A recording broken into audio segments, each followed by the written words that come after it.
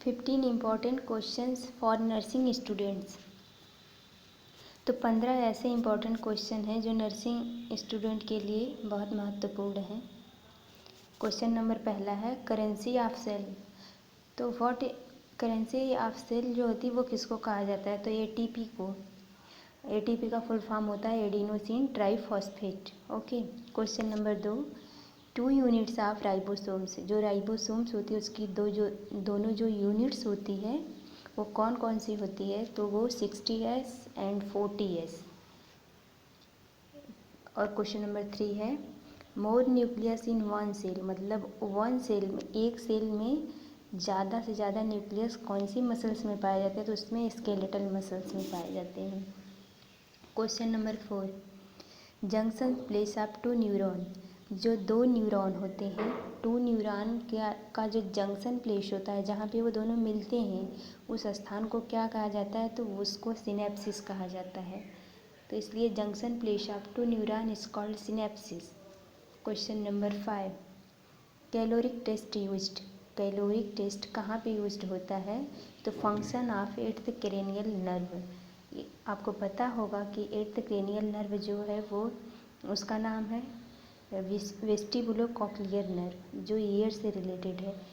तो जो eighth cranial nerve होती है उसी के फंक्शन को चेक करने के लिए जो टेस्ट होता है उसको कैलोरिक टेस्ट बोला जाता है। इसलिए कैलोरिक टेस्ट का यूज एट्थ क्रेनियल नर्व के फंक्शन को चेक करने में किया जाता है। अब क्वेश्चन नंबर 6 है other name of kidney tree. जो किडनी ट्री होती है उसका अदर नेम क्या है? उसका एक अदर नेम एमेसिस ट्री भी है। Okay. Question number 7 gallows fracture. What is gallows fracture? जो गैलोस फ्रैक्चर होता है वो मोस्टली 6 ईयर से जो कम less than 6 year in femur fracture. जो 6 साल से कम एज के बच्चे होते हैं उनके फीमर में जब फ्रैक्चर हो जाता है तो उसे गैलोस फ्रैक्चर कहा जाता है। क्वेश्चन नंबर 8वां रिमूव इन रिटेंशन सूचर। जो रिटेंशन सूचर होता है उसको कितने दिन में रिमूव कर देना चाहिए? तो 14 to 21 डेज। मतलब 14 से 21 दिन में रिटेंशन सूचर को रिमूव कर ही देना चाहिए। Question number 9 length in suture. जो सूचर होती है उसकी लेंथ कितनी होती है? उसकी लंबाई कितनी होती है? तो उसकी लंबाई 15 इंच होती है। एक सूचर की लंबाई 15 इंच होती है।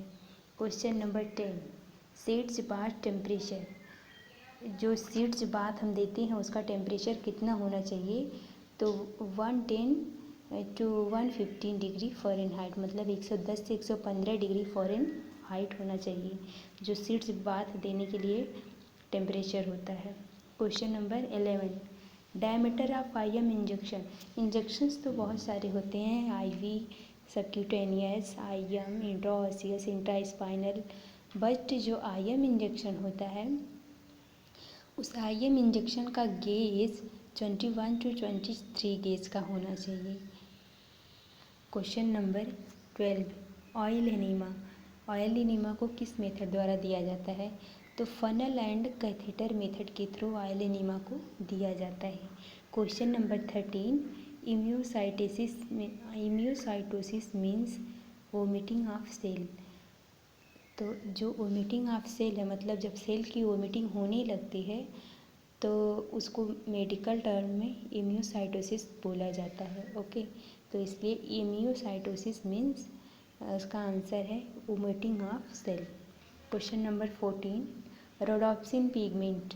जो रोडोप्सिन पिगमेंट होता है वो कहाँ पाया जाता है? तो जो रेटिनाल सेल्स हमारे आई से रिलेटेड होती हैं वहीं पे रोडोप्सिन पिगमेंट रेटिनाल सेल में रोडोप्सिन पिगमेंट पाया जाता है। क्वेश्चन नंबर 15 है nick name of vitamin C. जो विटामिन सी होती है उसका निक नेम सिट्रोविरम फैक्टर। मतलब विटामिन सी को सिट्रोविरम फैक्टर के भी नाम से जाना जाता है। Okay. Thank you. Thanks for watching.